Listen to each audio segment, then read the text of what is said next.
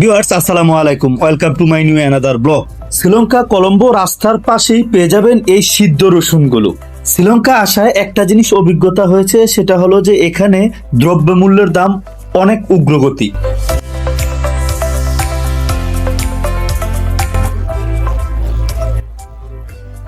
How much garlic? হ্যাঁ, 70 rupee. আর fish 150। এখানে এক পিস রসুনের দাম প্রায় 30 টাকা।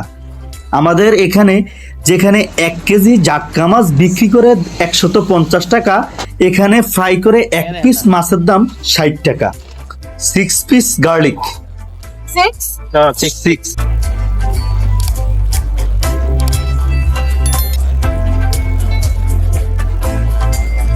রসুনগুলো সিদ্ধ করে উপরে লবণ এবং শুকনো মরিচের গুঁড়া ছিটিয়ে দেওয়া হয়েছে যেন স্বাদটা একটু বেড়ে যায়।